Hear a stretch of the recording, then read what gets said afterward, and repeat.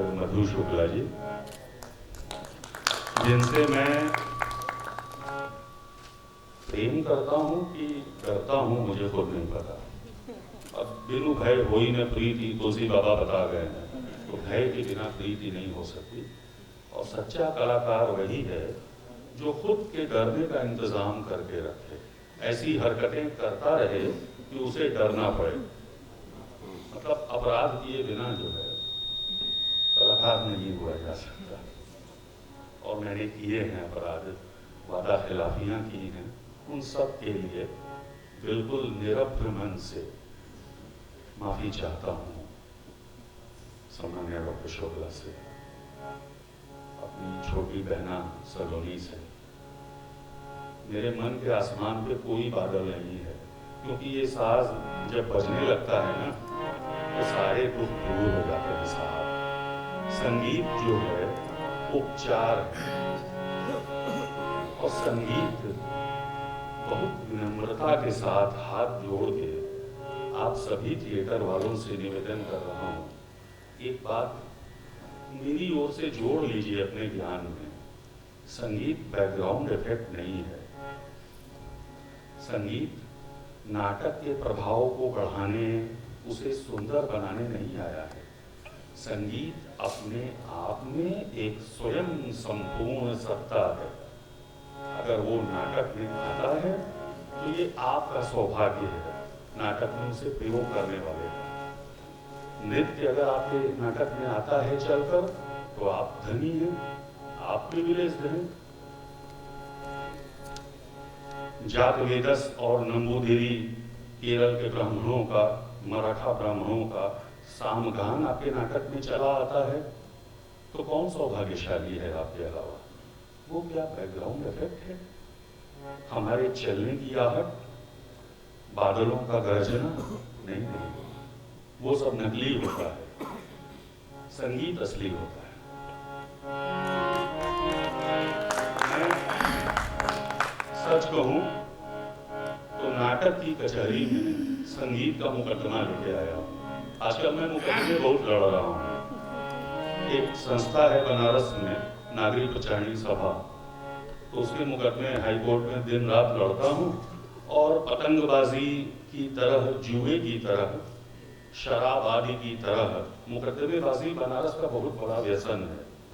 बहुत सारे लोगों ने अपना सर्वस्व दांव पे लगा दिया। अब जीवन का ड्रामा जो है इतना बड़ा है मित्रों, यथार्थवाद की बार बार चर्चा होती है। और एजाज अहमद साहब जो बहुत बड़े आलोचक हैं, उन्होंने ये बताया है कि तीसरी दुनिया के 90% बच्चों के जेस्चर्स अमेरिकन हैं।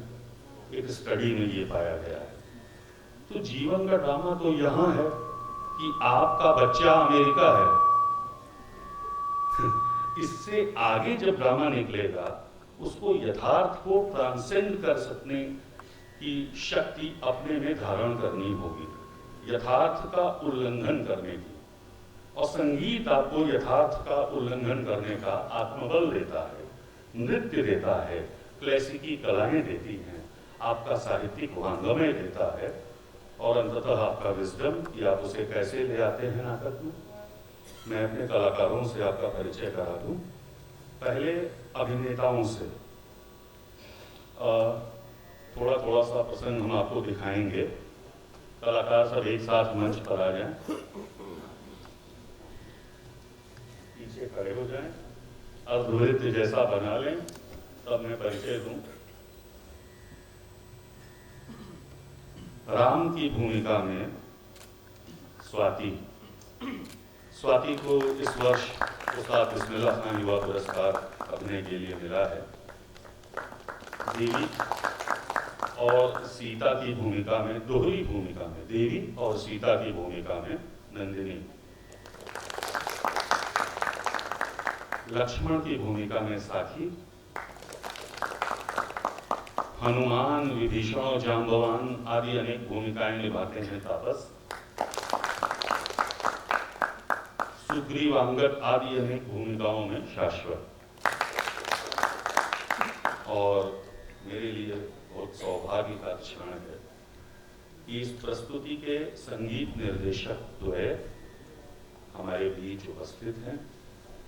दोनों बैठे हुए हैं यहीं पर, एक सफ़ेद दाढ़ियों में धवल केशी और दूसरे सफ़ेद टीके में काला कुर्ता पहने हुए डॉक्टर आशीष कुमार मिश्रा जी, बनारस की एक निधि, बनारस से बरसी हुई एक बूंद पानी की, और श्री जेपी शर्मा जी। तबले पर उन्हें सहयोग कर रहे हैं श्री देव नारायण मिश्र जी। देव बहुत होनहार तबला वादक हैं और पंडित पूरन महाराज जी के शिष्य हैं। पंडित किशन महाराज जी के गुरु परिवार, पंडित किशन महाराज जी के यशस्वी पुत्र पंडित पूरन महाराज जी उनके सीधे शिष्य हैं, और उस घराने का जो तबला है उसके प्रयोक्ता हैं, उससे बड़े निष्णात कलाकार। बनारस के पहले सांसद थे बाबू रघुनाथ सिंह। 1952 में जो पहला आम चुनाव हुआ था उसमें चुनाव जीत के आए थे कांग्रेस पार्टी के टिकट पर। उनका कहना था कि जो काम अकेले किया जा सकता है वो काम बड़ा हो ही नहीं सकता। बड़ा काम जो होगा उसको कई लोग मिलकर कर रहे होंगे, तभी बड़ा होगा ही। गंगा के प्रदूषण का सवाल है, आप उस पर अपने एकांत कक्ष में बैठ के अगर एक निबंध लिखेंगे तो गंगा कभी साफ नहीं होंगी।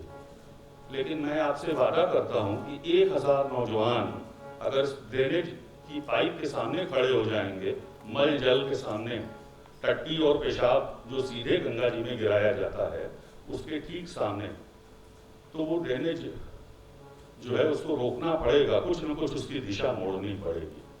तो नाटक जो है वो समूह का कारनामा है, और जब मैं समूह कह रहा हूं तो इतना जान लीजिए कि एक जैसे लोगों का समूह नहीं, अलग अलग तरह से सोचने वाले, अपने गुणों में अलग अलग दृष्टियों से निष्णात लोगों का समूह।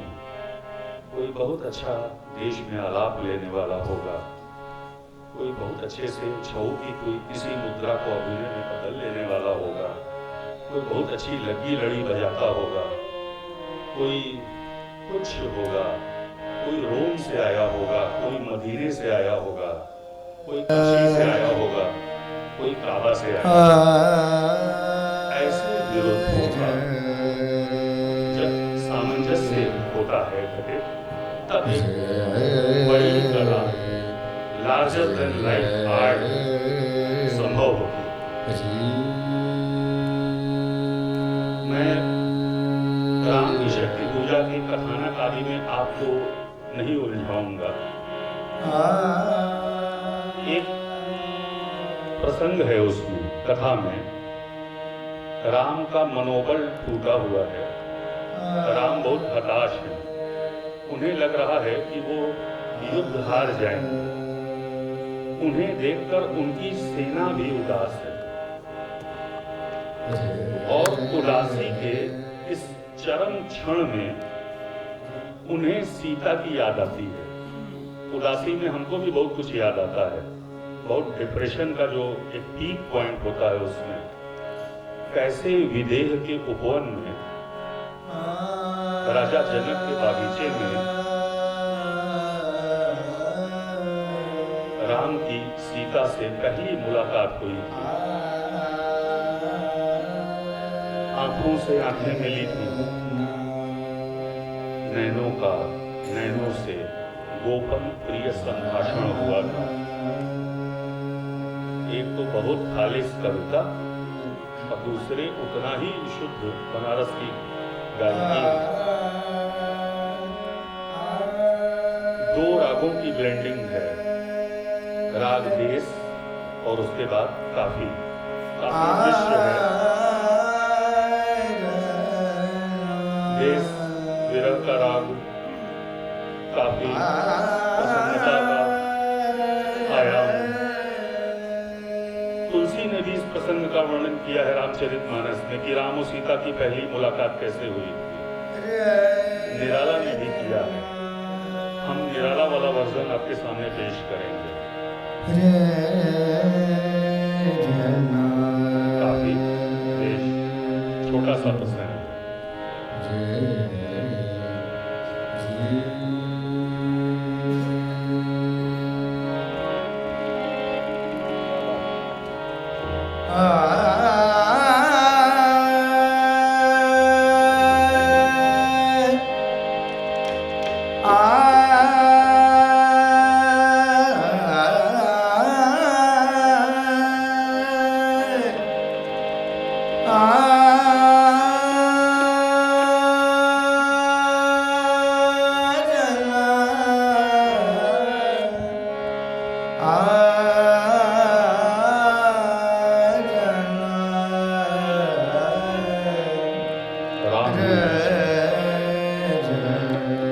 और आपकी ओर भीड़ करके सीता जी खड़ी